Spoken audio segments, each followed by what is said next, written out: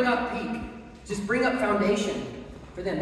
When you cross the foundation finish line, you have a good foundation of strength. And they may find out, wow, that was a little light for me. Second time in, they can go peak. Some people may dive right into peak today. So with the barbell thrusters, some of you experienced individuals, you can do a squat clean on that first rep and dive right down into it, as long as we get our hip crease at or below the knee. When we come up, it's real simple. We're just looking to gain extension. Any zone at Deka Strong, Mile or Fit, our Atlas, where we talk about extension, we define it a little differently. It was our new rules this year. I've always felt that what's true extension?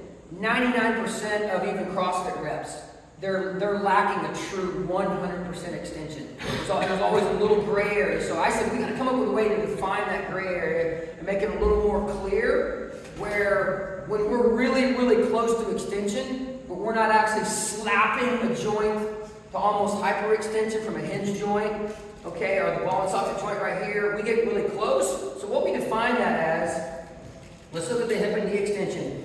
For any Deka zone, if I'm right here, you can see that my knees aren't completely slapped open, but I'm right here. If I can draw a line from the ankle up through the knee, the hip, and to the shoulder, and that imaginary line will make contact with my body parts all the way through, then I'm good. Okay, so that's good. If I'm here, if I draw a line through here, look, I missed the knee. Well, if I'm here, that line hits at least the back of my knee.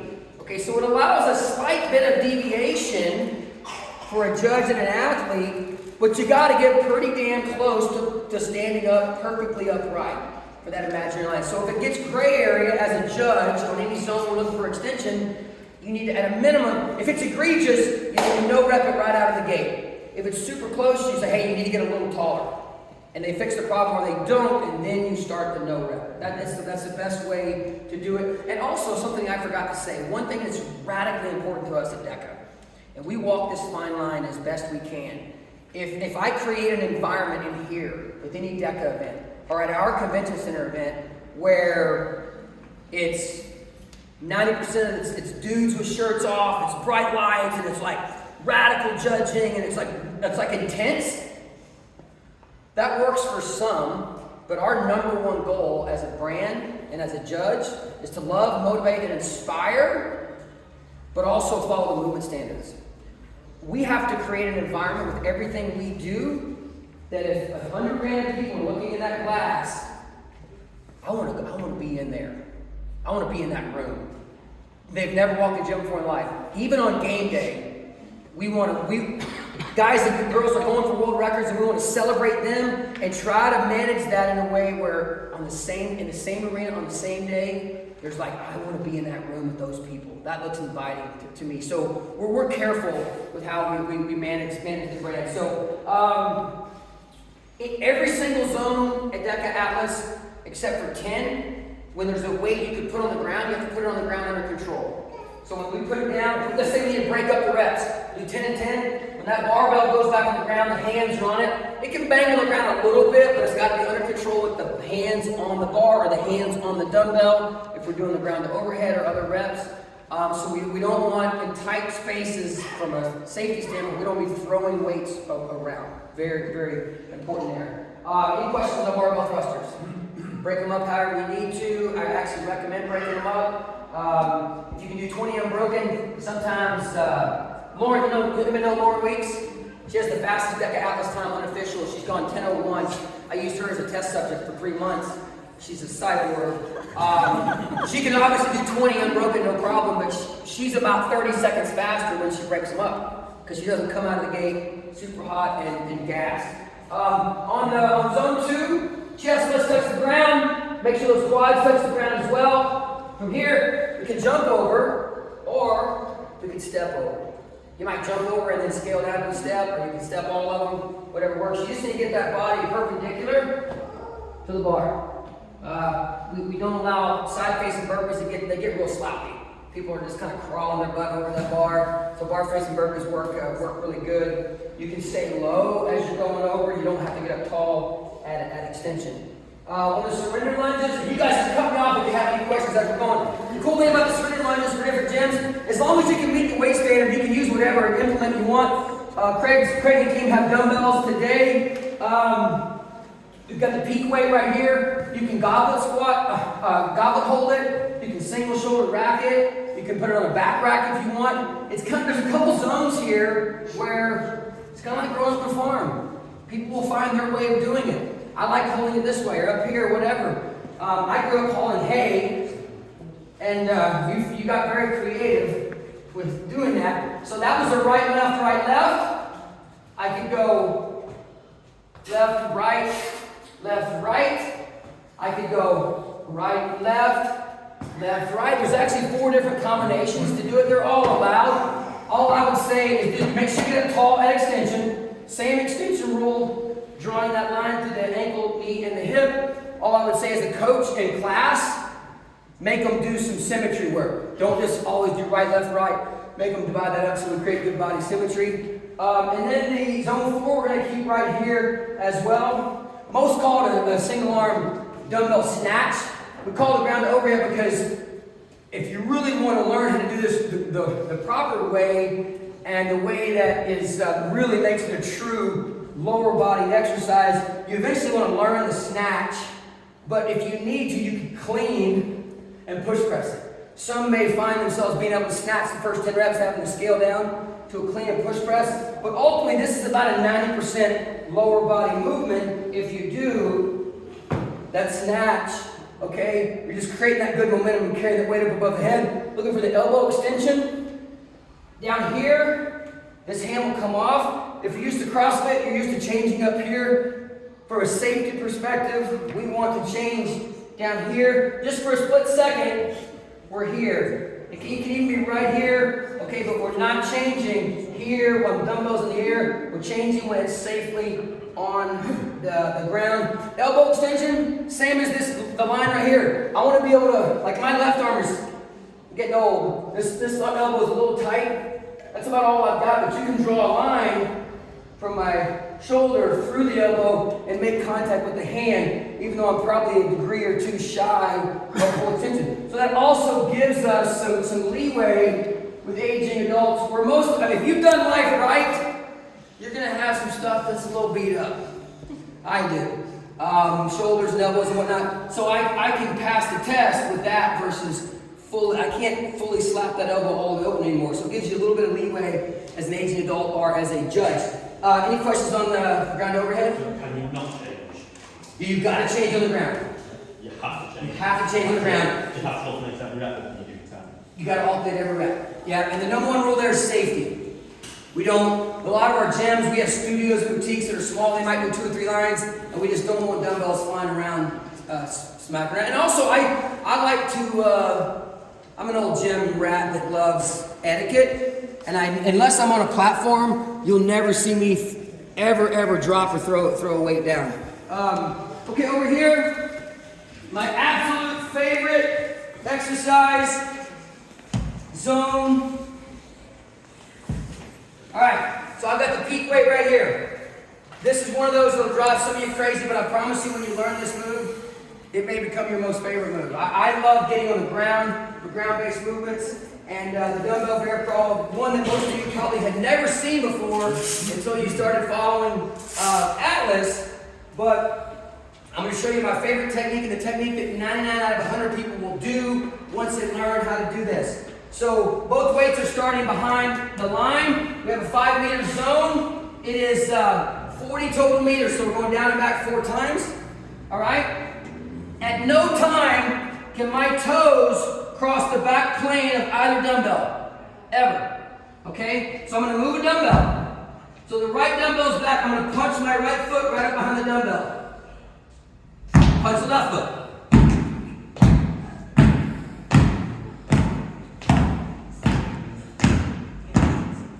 Both dumbbells are passed. I can scamper around real quick, spin around and start heading back the other way. Little tip, if you leave one dumbbell a little in front of the other. Now I know that I'm right here.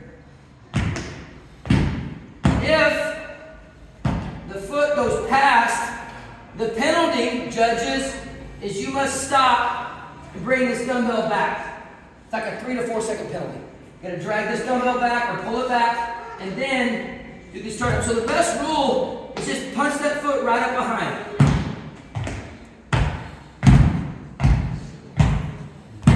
They're back, they're across. I can scamper around and start again. You'll get efficient. What I recommend is kind of get off to the side with some light dumbbells and kind of practice that technique. And it's super efficient. You can watch 100 people on video and they're going to almost look identical. You can't get the ass up high in the air. It pretty much forces you into a good bear crawl position. Any questions there? Yes? No. If you want to try, give it a go. I had 25 high-level CrossFit athletes and badass professionals try it. Try to stay up here. They were like, Lauren's husband said, I bet you I can walk with it like this. I'm like, well, I bet I can go 3 times faster than you, and I bet you'll be wrecked and I won't be. So you can try this, like that right there. It's technically okay. Okay? But you do that method, and then try mine and tell me which one you're going to do. To have your best time and not feel like you got ran over by a semi-truck afterwards. So, any questions there? Again, judges, if that foot crosses, don't be afraid to call them out. Just get your arms out wide. Like, nope, pause. Bring that forward dumbbell behind the other dumbbell. We good there? Okay. So we have, let's see. I'm going to go, I think we're going to be right here. We've got plates. I'm going to use the, it's 35 for the peak, 17, 59 male. My favorite method is grab right here, touch the dumbbell or the weight plate behind the head. You must at least get to the heels. That would be 1. That would be 2. You can change your hands.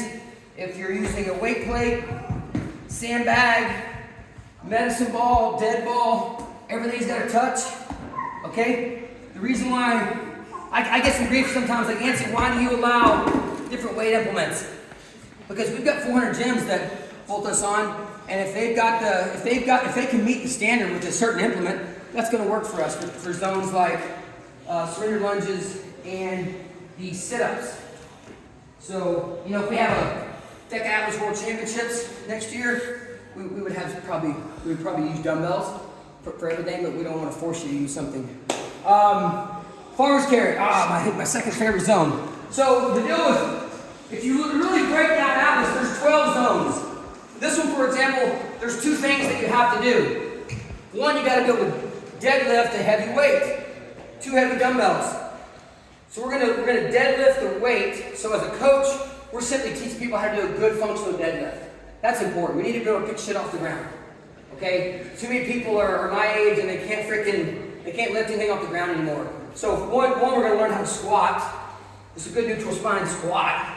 That's step 1. We're going to lift it up. We're going to carry it down. We're going to get both feet past. You can run with the weight. When you get all the way across the line, we're going to place it down. All right? We have 60 meters. So not only are we carrying the weight 60 meters, we're doing 6 heavy deadlifts if you don't have to break it up. If at any time in this zone you have to drop, place the waist down, well, that's just compounding the number of deadlifts that you have to do. So I'll show you one full down the back. Again, if you're new to the heavy deadlifting, I'll get off this side and practice, get with a coach. You want to squat down in a nice functional position. Those knees track down. Come up.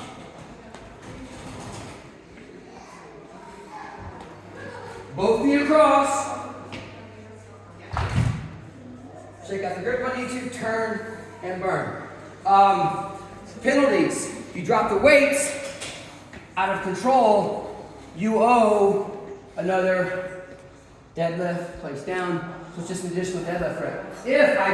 If I'm right here, when I place those down, instead of here, so now both weights are across, that's good, but your feet weren't across, you owe me another deadlift rep.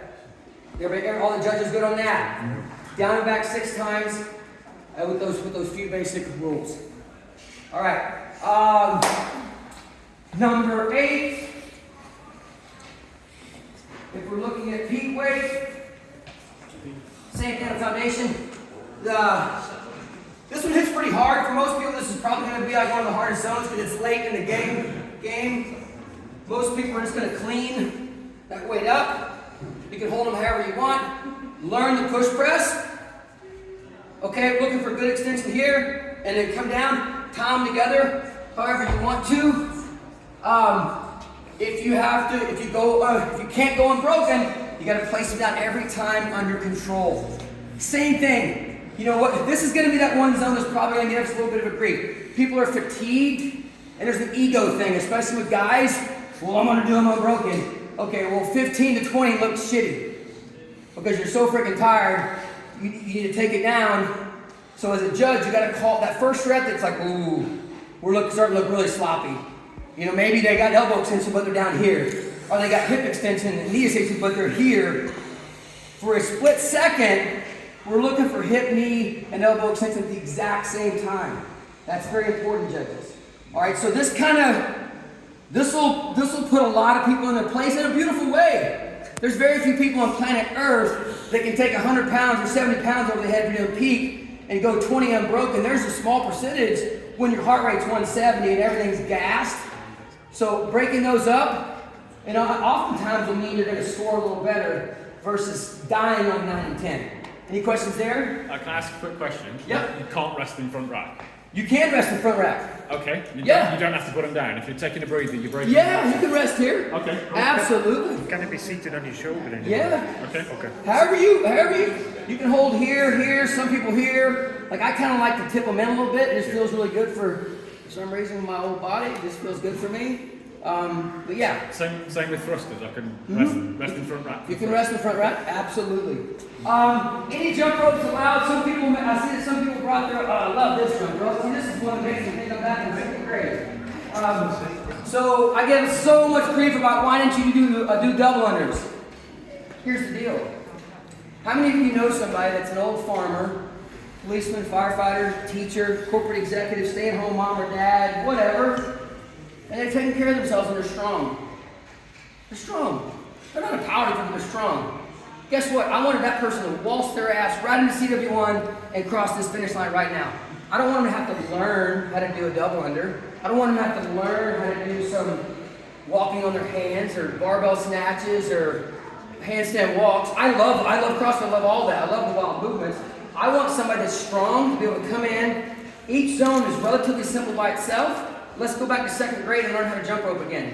It's a good, doable, plyometric movement. A little bit of light jumping. That's great for us aging adults for our bone density, especially females. Getting back to a little bit of plyometric work and just some single unders. You take most people that love doing double unders, they can fly the double unders, but they're going to struggle with a single under. We're going back to 2nd grade here. All right, basic jump roping. The rules are, as a judge, this is probably one of the hardest ones because your whole world has to stop for a second. You got to count fast. Because most people with a decent engine, they're not going to break this up. They're going to go 100 in a row. They're going to be moving at a pretty good clip. You're not allowed to dance with it or run with it. Okay, you have to do your jumping off of both feet at the same time. If they mess up on a rep, so you're going, and that wasn't a good example. Let me try that one more time. Okay, so that rep right there, the rope did not get entirely past both heels. So if that was number 27, I'm now on 26. 27 did not count. I'm going to step over that rope and start again. That makes sense? All right. Any questions on the jump rope? All right. For a lot of you, it's going to feel a little bit like you're going to get to recover a little bit because 7-8 hit really hard, and then you're coming out here to another one of my favorite moves. This is the event's namesake, the Atlas. These are marked 50Ks and those are marked 40Ks, but these are actually this is a 45K. It's the peak weight, and that's the female peak weight. And we have other weights here for the foundation females. All right, so the line is right here, and the front side of that pad there. So we're gonna get this weight up here. At an Atlas event, you may see sandbags, sandbells, or you may see dead balls. Both will work as long as they meet the standard. So just a good lifting mechanics, just cutting up, again, a good squat, nice and low, get those hands under there. Get that up on the shoulder. If you need to go to the hips, do that little hip hinge, that's good as well. I'm gonna take off, get get both feet past my line. And in here, the rule is both feet past the line, just like farmer's carry. Now I can drop. Okay? Rest if you need to. Get that sucker right back up there, down and back for a total of 10 times. So this one's 2 zones basically. You're gonna lift a heavy weight off the ground 10 times. And you're gonna carry it 100 meters. After every down and back, you drop. 100% of the ball, or the sandbag needs to be past the line. And again, if they drop right here, and 100% of the dead ball, or the sandbag gets past the line, guess what? Penalty rep. I have to do an extra lift because I didn't get 100% of my body past the line. Make sense? The 10th one here, the judges, we stop the timer, and they're good to go. It's a live event day, so you're gonna get your shirt, your medal, get your official Atlas leaderboard, the very first Atlas leaderboards in the outside of the U.S. So super cool. Any questions for me? Yes. Is the weight 32 for me or 40? 32 for the female. So that's what I was saying. That's actually 32. It's marked 40, but Craig and team have those weighing what I would call 70 and 100. Yeah, what you call 32 and 45. Oh, it's so hard for me to unwrap my pound brain. Yes.